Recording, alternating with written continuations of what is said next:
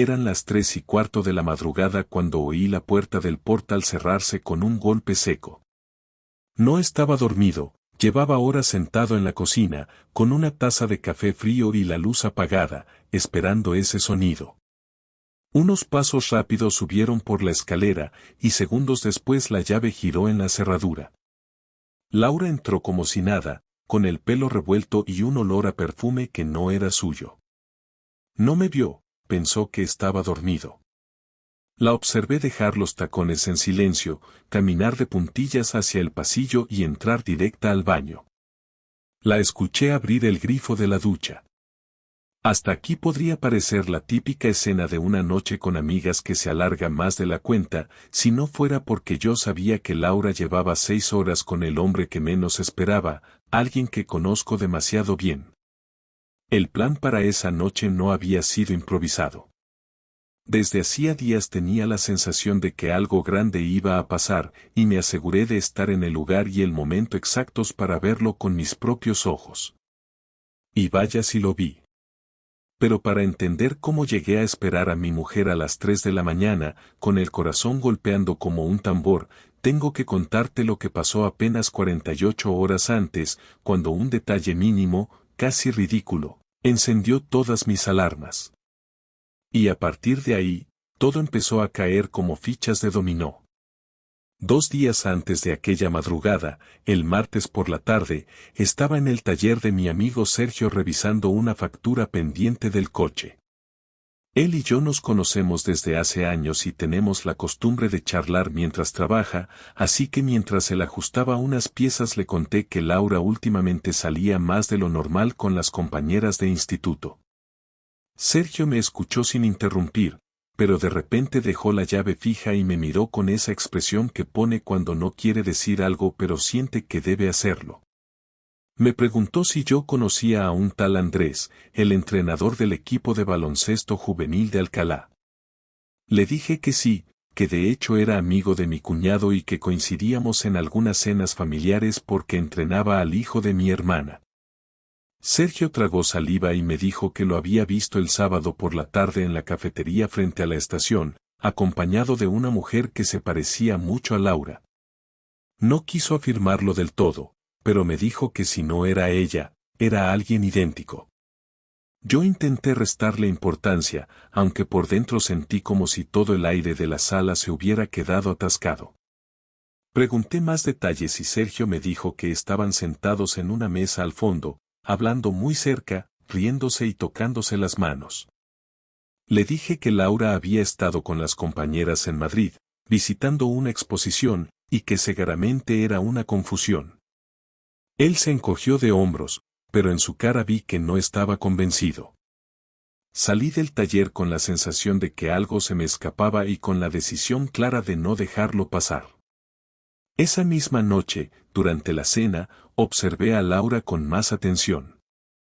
Contó que la exposición había sido interesante y que luego habían tomado algo antes de volver.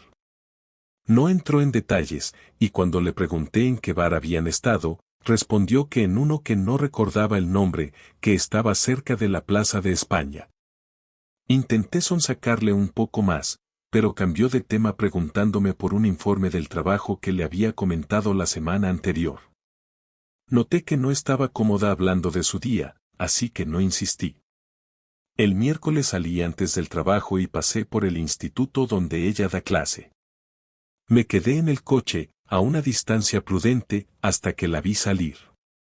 Llevaba una bolsa deportiva y no tomó el camino hacia casa, sino que cruzó la calle y se subió a un coche gris que se detuvo justo en la esquina.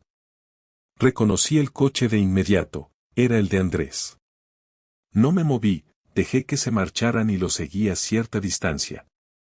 Condujeron hasta un polígono a las afueras, donde aparcaron junto a un gimnasio privado. Esperé unos minutos, pero no entraron al gimnasio. En vez de eso, caminaron hacia un local pequeño sin rótulo visible, con las persianas a medio bajar. Estuve tentado de acercarme, pero no quería que me vieran, así que me quedé observando desde el coche. Después de más de una hora, salieron. Él le puso la mano en la espalda mientras caminaban hacia el coche y ella no hizo ningún gesto de apartarse. Volvieron a subirse y, en lugar de llevarla directamente a casa, se dirigieron hacia una zona residencial nueva, de esas que están todavía medio en construcción. Se detuvieron frente a un bloque de pisos y entraron juntos. Esa imagen me quedó grabada, porque en ese momento dejé de buscar explicaciones alternativas. No eran compañeros tomando un café, no era una reunión de trabajo, y desde luego no era una coincidencia. Me quedé en el coche, con el motor apagado, mirando la puerta del edificio. Pasó media hora, luego una hora entera, y no salían. Encendí un cigarrillo, algo que no hacía desde la universidad, solo para calmar los nervios. Cuando por fin aparecieron, ya era de noche. Laura llevaba el pelo despeinado y una sudadera diferente a la que tenía antes, como si se hubiera cambiado dentro. Se despidieron rápido, sin besarse, pero con una complicidad evidente. La seguí hasta casa y aparqué unos minutos después para que no sospechara. Cuando entré, ella estaba en la cocina preparando algo de cena como si nada. Me preguntó si quería tortilla o pasta, y yo respondí con un tono neutro que pasta estaba bien. La observé mientras cortaba verduras, intentando encontrar alguna señal de remordimiento, pero no había nada en su cara que indicara que sabía que yo la había visto. Esa noche me costó dormir. Me di cuenta de que no tenía una prueba definitiva, solo imágenes y comportamientos que cualquier persona podría justificar si quería hacerlo. Pero para mí ya era suficiente. Conocía a Laura desde hacía 14 años y podía leer su lenguaje corporal mejor que nadie. Lo que había visto no encajaba con la historia de un matrimonio fiel. El jueves por la mañana decidí que necesitaba confirmar lo que sospechaba de una forma que no dejara margen de duda. No quería basarme solo en lo que había visto, porque sabía que en el momento de la confrontación ella podría negarlo todo. Llamé a un conocido que trabaja como vigilante de seguridad en la zona del polígono y le pedí un favor, que revisara si había cámaras en la calle cerca del local donde los vi entrar. Me dijo que sí, que la nave industrial de al lado tenía 2 cámaras exteriores que grababan constantemente. Le pedí que me consiguiera una copia de las grabaciones de la tarde anterior. Aceptó con la condición de que le pagara algo por el riesgo, y le dije que no había problema. Mientras esperaba su respuesta, busqué información sobre la dirección del edificio residencial donde habían entrado. Descubrí que los pisos eran de alquiler temporal y que varios se usaban como apartamentos turísticos. No encontré nada más, pero eso bastaba para reforzar mis sospechas. Por la tarde, mi contacto me envió un video por correo. En la grabación, de calidad media, se veía claramente el coche de Andrés estacionando, Laura bajando y ambos entrando en el local. No se veía el interior, pero la hora de entrada y salida coincidía con lo que yo había presenciado. Guardé el archivo en una memoria USB y lo etiqueté con la fecha. Cuando apagué el ordenador, sentí una mezcla de alivio y rabia. Alivio porque ya no estaba imaginando cosas, rabia porque cada paso que daba confirmaba lo que más temía. Me quedé sentado en la mesa del salón, mirando la memoria USB, pensando en cómo y cuándo usarla. Sabía que tarde o temprano llegaría el momento de ponerla sobre la mesa y ver qué tenía que decir Laura. Pero antes quería observar un poco más, para que el golpe fuera imposible de esquivar. El viernes al mediodía Laura me escribió diciendo que esa noche saldría a cenar con un par de compañeras del instituto para celebrar el cumpleaños de una de ellas. Respondí que no había problema y que yo aprovecharía para adelantar trabajo en casa. Sabía perfectamente que no iba a una cena con amigas, pero decidí no decir nada y dejar que creyera que yo estaba tranquilo. Pasé la tarde repasando el video que me había enviado mi contacto y buscando la dirección exacta de Andrés. La encontré en un registro online y confirmé que vivía solo en un piso alquilado desde hacía menos de un año, a apenas 15 minutos en coche de nuestro piso. A las 9 menos cuarto escuché la puerta cerrarse. Me asomé por la ventana y vi cómo se subía a un taxi. Cogí las llaves de mi coche y lo seguí manteniendo la distancia suficiente para no levantar sospechas. El taxi se detuvo frente a un restaurante pequeño en el centro. Desde el coche vi cómo ella bajaba y se quedaba mirando el móvil. Unos segundos después apareció Andrés, vestido de manera informal pero cuidada, y la saludó con un abrazo demasiado cercano para el pretexto de unas compañeras. Entraron juntos al local, y yo esperé fuera, observando a través del ventanal. Dentro, se sentaron en una mesa apartada, lejos de las demás. No parecía que estuvieran esperando a nadie más, así que quedaba claro que la historia de las amigas era una tapadera. No vi ningún contacto físico explícito, pero la manera en que se inclinaban el uno hacia el otro, las sonrisas que se lanzaban y el modo en que ella le tocaba el brazo al hablar me resultaban suficientes. Después de unos 40 minutos, pidieron la cuenta y salieron. Andrés puso su mano en la espalda de Laura mientras caminaban hacia su coche. Yo encendí el motor y lo seguí. No fueron a ningún bar ni a ningún lugar público. Condujeron directamente hasta la misma zona residencial en construcción donde los había visto el miércoles. Aparcaron en la misma calle y entraron juntos al edificio. Esta vez no esperé horas. Aparqué a pocos metros, bajé del coche y caminé hasta el portal. Sabía que había un riesgo real de que me vieran, pero en ese momento mi intención ya no era observar, sino actuar. Entré detrás de una vecina que salía y subí las escaleras despacio, hasta que escuché voces en el segundo piso. La puerta del apartamento 2B estaba entornada y de dentro salían risas. Golpeé la puerta con fuerza. Silencio inmediato. Volví a golpear, esta vez más fuerte, y escuché pasos acercándose. Andrés abrió la puerta con el ceño fruncido, sorprendido al verme.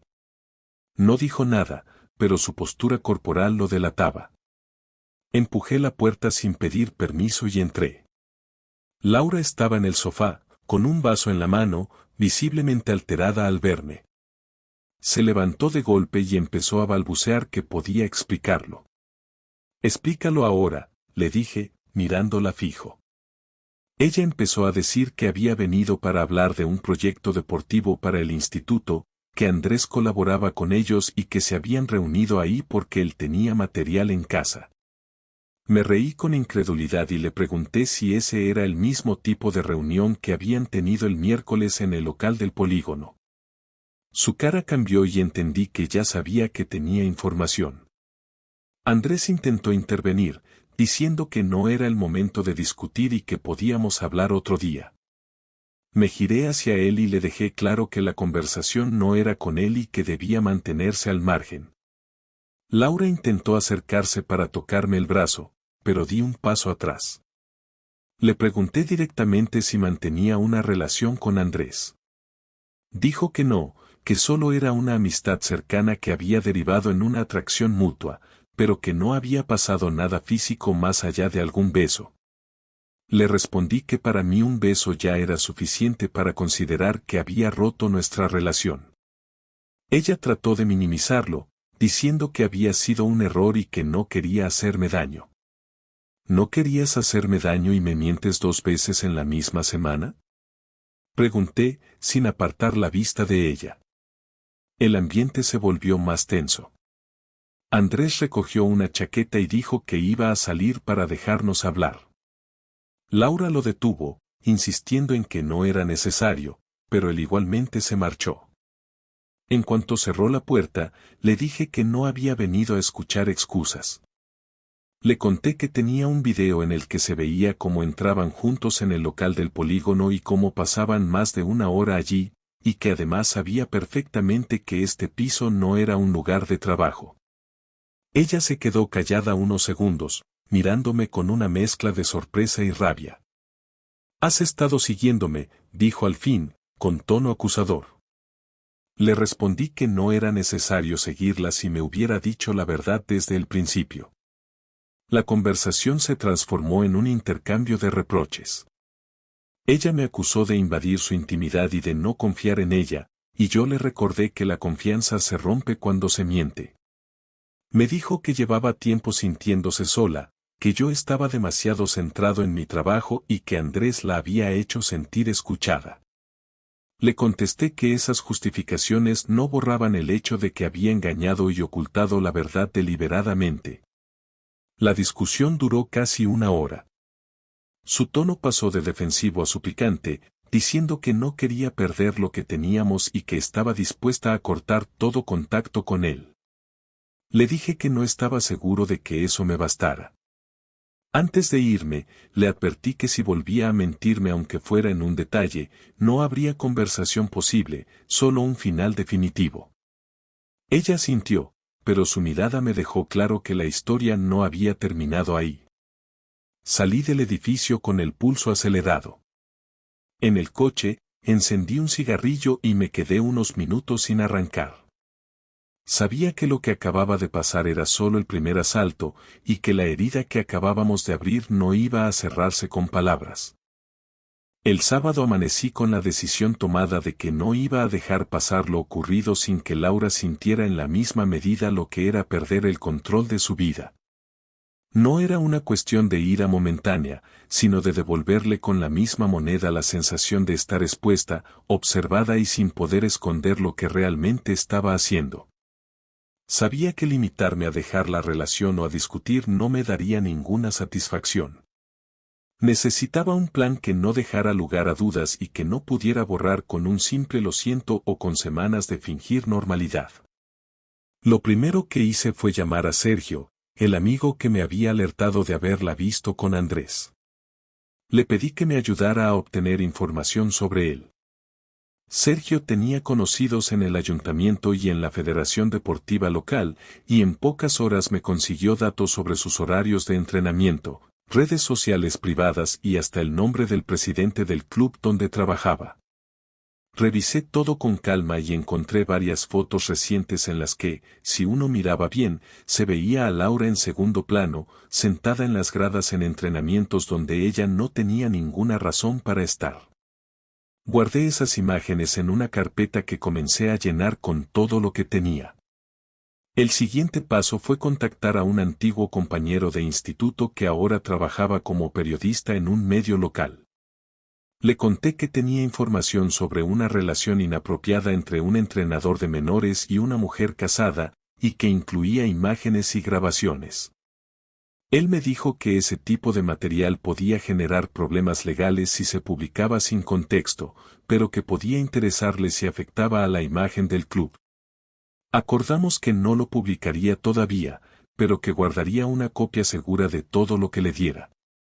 Así me aseguraba de que aunque Laura intentara destruir mis pruebas, existiría un respaldo. Con la información lista, planifiqué la parte más directa. Esa tarde, Laura me dijo que saldría a hacer unas compras y que luego iría a tomar un café con su hermana. Fingí que me parecía bien y que aprovecharía para limpiar el trastero. En cuanto salió, cogí el pendrive con el video del polígono, las fotos del gimnasio y las capturas de pantalla de mensajes que había recuperado de una copia de seguridad de su móvil. Imprimí las imágenes más claras en tamaño grande y redacté una breve carta dirigida a sus padres, a su hermana y a dos de sus compañeras del instituto con las que tenía más confianza. En la carta no incluí insultos ni exageraciones, solo una descripción exacta de lo que había hecho, dónde y con quién, con fechas y horas. Puse cada carta y las fotos en sobres grandes, cerrados y con sus nombres. Conduje hasta la casa de sus padres y dejé el sobre en el buzón. Hice lo mismo con el resto de destinatarios. No llamé ni avisé, quería que la información hablara por sí sola y que las preguntas que le hicieran no vinieran de mí, sino de su propio entorno. De vuelta a casa, aún quedaba un paso más. Abrí su portátil, que había dejado encendido en el salón, y cambié la contraseña de su cuenta de correo por una que solo yo conocía. No toqué nada más, simplemente la bloqueé para que al intentar entrar se encontrara con un acceso denegado. Sabía que no perdería los datos para siempre, pero el hecho de no poder entrar y de tener que pedirme que lo desbloqueara sería suficiente para hacerle perder la calma. Cuando volvió por la noche, Laura estaba más sonriente de lo habitual, como si la conversación del día anterior hubiera quedado atrás. Me preguntó si quería cenar algo y le dije que no tenía hambre. Se sentó en el sofá con su portátil y fue entonces cuando la escuché soltar un "¿qué cojones?" al ver que no podía acceder. Me miró directamente y me preguntó si sabía algo. Respondí que sí, que yo había cambiado la contraseña y que lo haría con todo lo que me pareciera necesario hasta que decidiera cómo íbamos a seguir. Su tono cambió y empezó a decir que eso era una invasión, que no tenía derecho. Le contesté que tampoco tenía derecho a usar las horas que decía que pasaba con amigas para verse con alguien a escondidas. No discutimos más esa noche, pero el domingo por la mañana empezaron a llegarle mensajes al móvil que yo pude ver claramente en la pantalla cuando lo dejó sobre la mesa. Eran de su hermana, de su madre y de una compañera de trabajo, todos con el mismo tono: "Tenemos que hablar, he visto algo que me preocupa, ¿es cierto lo que dicen?". Laura se puso pálida, intentó llamarlos uno por uno, pero no parecía conseguir las respuestas que quería. La observé mientras iba y venía por el piso, cambiando de tono entre enfado, nervios y súplica. No le dije nada, solo esperé a que viniera a mí. Al final, se sentó frente a mí y me preguntó qué buscaba con todo esto. Le dije que buscaba equilibrio, que ella había jugado con ventaja porque yo no sabía lo que estaba pasando y que ahora las cartas estaban boca arriba para ambos. Le dejé claro que lo que había hecho no se borraba y que no tenía intención de esconderlo para proteger su imagen. Añadí que si quería seguir adelante conmigo, tendría que hacerlo sabiendo que su círculo más cercano conocía la verdad y que no podría fingir que nada había ocurrido. Laura no respondió de inmediato. Se quedó mirándome en silencio, y en ese silencio entendí que mi plan había surtido efecto. No porque estuviera arrepentida, sino porque había perdido el control de la situación y ya no podía manejarla a su manera. Yo no buscaba perdón, buscaba que sintiera lo mismo que yo había sentido cuando la vi entrar en ese edificio con Andrés, la certeza de que su vida no era tan privada como creía y que sus actos tenían consecuencias que ya no podía detener. El lunes amaneció con un silencio extraño en casa. Laura no había dormido casi nada y yo tampoco, aunque por razones diferentes. Ella se levantó antes que yo, se vistió sin decir palabra y se fue al instituto. No dejó ninguna nota ni me envió mensajes durante la mañana, y yo tampoco intenté contactarla. Sabía que el momento que venía no se podía improvisar, necesitaba que ocurriera con calma, sin gritos ni excusas rápidas. Pasé el día en el trabajo revisando documentos, pero con la cabeza en otra parte. Hacia las 6 de la tarde, cuando llegué a casa, la encontré sentada en el sofá con una carpeta en las manos. Sin mirarme, dijo que necesitábamos hablar. Me senté frente a ella. Abrió la carpeta y dejó sobre la mesa una copia impresa del video del polígono, las fotos del gimnasio y las capturas que yo había enviado en los sobres. Me dijo que su madre, su hermana y su compañera ya lo habían visto todo y que había pasado las últimas 24 horas dando explicaciones. Según ella, había sido la peor experiencia de su vida. No lo dijo con arrepentimiento, sino con el tono de quien ha sido expuesto y siente que la vergüenza es el castigo principal. Me preguntó si estaba satisfecho. Le respondí que no se trataba de satisfacción, sino de llegar a un punto en el que no pudiera seguir mintiendo sin consecuencias. Durante varios minutos mantuvimos un silencio denso. Laura fue la primera en romperlo, diciendo que lo que había pasado con Andrés no había sido una relación formal, que sí había habido besos y encuentros, pero que no habían llegado a más porque ella se sentía confundida. Dijo que conmigo había rutina, que yo estaba más centrado en mis cosas y que no sabía cómo decírmelo. Escuché todo sin interrumpirla. Cuando terminó, le pregunté si pensaba que esa explicación podía borrar lo que había hecho.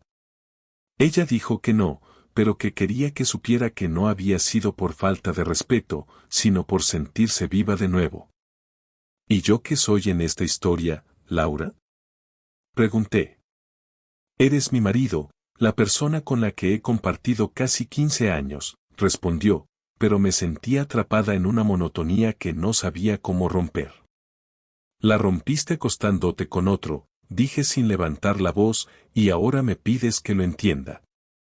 Ella se llevó las manos a la cara, respiró hondo y me preguntó qué quería hacer con el matrimonio. Me pidió que lo dijera claramente, sin rodeos. Le respondí que no estaba seguro, pero que si seguíamos juntos no sería como antes. Le expliqué que para mí la confianza era algo que no se podía reconstruir en unas semanas, y que aunque aceptara seguir, sería consciente de que esa imagen que tenía de nosotros ya no existía. Laura me propuso ir a terapia de pareja. Dijo que estaba dispuesta a cortar todo contacto con Andrés, incluso cambiar de centro si era necesario, pero que no quería separarse. Le pregunté si esa decisión era porque me quería o porque temía las consecuencias de un divorcio. No respondió de inmediato. Me miró, y después dijo que ambas cosas. Esa mezcla me dejó claro que parte de su insistencia estaba motivada por conveniencia. Le pedí que imaginara el escenario opuesto, que hubiera sido yo quien se viera con otra persona, quien mintiera y se excusara. Quería que entendiera que para mí no había diferencia, que el hecho de que ella lo justificara con emociones no cambiaba el daño real. Laura dijo que nunca me había imaginado en esa situación porque yo no era así. Le respondí que ella tampoco lo era, o al menos eso creía, y sin embargo estábamos ahí. La conversación se volvió más directa. Le dije que si realmente quería que lo intentáramos, tendría que aceptar 3 condiciones: que no tendría vida privada que yo no pudiera conocer durante un tiempo, que me diría exactamente dónde estaba y con quién en cada momento, y que me dejaría acceso total a sus dispositivos sin reservas. Laura se quedó en silencio largo rato y finalmente dijo que eso sería vivir vigilada, que no era una relación sana. Le respondí que era la única forma de que yo pudiera empezar a creer de nuevo en ella, y que si no lo aceptaba, lo más honesto sería separarnos. Estuvimos así más de 1 hora, y al final aceptó las condiciones, aunque dejó claro que no estaba de acuerdo. Le dije que no me importaba que no estuviera de acuerdo, solo que las cumpliera. Añadí que si las rompía una sola vez, no habría más conversaciones, solo papeles de divorcio. Ella asintió, sin mirarme, y dijo que entendía lo que significaba. Antes de levantarnos, le dije que no confundiera mi decisión de seguir adelante con perdón. Le aclaré que no había perdonado nada, que lo único que estaba haciendo era dar un margen para ver si aún quedaba algo que mereciera la pena salvar. Laura me dijo que haría lo posible por demostrarlo. Yo no respondí. Me levanté, fui a la cocina y me serví un café. Ese día terminó sin gritos, sin reconciliaciones y sin gestos cariñosos. Era evidente que habíamos pasado de ser una pareja a ser 2 personas que convivían con un acuerdo temporal. Y aunque ella intentara convencerse de que podía recuperar lo que habíamos tenido, yo sabía que incluso si lo intentaba con todas sus fuerzas, la base sobre la que vivíamos ya no era la misma. La semana siguiente a esa última conversación fue una mezcla de rutinas forzadas y miradas medidas. Laura cumplía con lo que había aceptado, me enviaba mensajes cuando salía del trabajo, compartía su ubicación en tiempo real y dejaba el móvil desbloqueado sobre la mesa cuando estaba en casa. Lo hacía de manera mecánica, sin discutir, como si entendiera que no tenía margen para negarse. Yo, por mi parte, revisaba esos datos sin obsesionarme, más por confirmar que cumplía lo pactado que por esperar encontrar algo nuevo. Era evidente que, al menos en lo inmediato, Andrés había desaparecido de la ecuación. No había mensajes, no había llamadas, no había fotos nuevas. Sin embargo, esa ausencia no generaba tranquilidad, sino un vacío que recordaba constantemente por qué estábamos en esa situación. En el trabajo, Varios compañeros que conocían indirectamente a Laura empezaron a notar mi cambio de humor. No lo comenté con nadie, porque entendía que lo que estaba pasando pertenecía a un círculo reducido, aunque ese círculo ya no era tan pequeño desde que envié los sobres. En una pausa para café, Sergio me preguntó si todo se había calmado. Le dije que sí, que ella estaba cumpliendo, pero que eso no significaba que yo hubiera decidido quedarme. Me miró con expresión seria y me dijo que, si en el fondo sabía que no iba a perdonarla, lo más sano era cortar cuanto antes. Esa idea ya me rondaba desde hacía días, pero no quise precipitarme. Las noches eran el momento más incómodo. Compartíamos cama, pero no había contacto físico, ni siquiera una conversación larga antes de dormir. Laura parecía querer decir algo muchas veces, pero se frenaba. Yo tampoco forzaba el diálogo. El único intercambio eran frases funcionales sobre la cena, el trabajo o algún trámite pendiente. Una noche, después de varios minutos de silencio, me preguntó si pensaba que podríamos volver a estar como antes. Le dije que no creía que fuera posible recuperar algo que se había roto de esa forma, y que lo máximo a lo que podíamos aspirar era a construir algo nuevo, pero que no sería igual. No insistió más. El domingo, mientras ordenaba papeles en el despacho, encontré la carpeta donde guardaba las pruebas contra ella. La abrí y revisé todo una vez más. Ya no sentía la misma rabia de las primeras semanas, sino una especie de distancia fría. Pensé en cómo había pasado de no tener idea de lo que hacía a tener todos los detalles y aún así no sentirme más seguro. Me di cuenta de que la relación, aunque se mantuviera, ya no me aportaba lo que necesitaba. Esa tarde, decidí que iba a poner un final ordenado, sin más juegos ni advertencias. Esperé al miércoles, un día en el que ambos llegábamos temprano a casa. Después de cenar, le pedí que nos sentáramos en el salón. Saqué la carpeta y la puse sobre la mesa, pero no para discutir el contenido, sino como símbolo de todo lo que había pasado. Le dije que había pensado mucho y que no veía sentido en prolongar una convivencia que solo servía para vigilar y cumplir reglas. Le expliqué que mi intención no era castigarla indefinidamente, pero que tampoco podía forzarme a sentir algo que ya no estaba. Laura me miró en silencio durante varios segundos y luego preguntó si estaba seguro. Le respondí que sí, que no lo decía por enfado, sino porque entendía que lo que teníamos no se podía recuperar y que prefería que cada uno siguiera su camino. Ella me dijo que pensaba que estaba demostrando mi compromiso al cumplir con todo lo que pediste, y que creía que con tiempo podríamos haberlo arreglado. Le respondí que su esfuerzo lo valoraba, pero que el problema no era si podía seguir reglas, sino que el vínculo que nos unía ya no tenía la misma base. La conversación no se convirtió en una pelea. Ella aceptó mi decisión sin alzar la voz, aunque con evidente frustración. Acordamos que se quedaría en el piso hasta encontrar un lugar donde mudarse, y que mientras tanto mantendríamos la convivencia de forma civilizada. También le dije que no tenía intención de hablar de lo ocurrido con más gente, porque lo que necesitaba ahora no era seguir exponiendo el pasado, sino cerrar el capítulo. En los días siguientes, el ambiente se volvió más formal aún. Laura empezó a pasar más tiempo fuera, pero esta vez sin ocultarlo, y yo dejé de interesarme por donde estaba. No sentí celos ni sospechas, solo indiferencia. Cuando finalmente me dijo que había encontrado un piso y que se mudaría el mes siguiente, supe que la decisión había sido correcta. No había lágrimas ni promesas de último minuto, solo una aceptación mutua de que la historia había llegado a su fin. El día que se llevó sus últimas cajas, el piso quedó en silencio. No era un silencio incómodo, sino una calma que hacía mucho no sentía. Me senté en el sofá, encendí la televisión y me quedé mirando sin prestar atención al programa. Pensé en cómo, en menos de un mes, había pasado de la sospecha a la confirmación, de la confrontación a la venganza, y de ahí a la separación. No me arrepentía de nada, porque cada paso me había llevado a un cierre claro. Entendí que lo más importante que había aprendido era a no ignorar las señales cuando algo cambia sin explicación. También confirmé que, por mucho que uno quiera mantener lo que tiene, si la otra persona cruza ciertas líneas, el equilibrio se rompe de forma irreversible.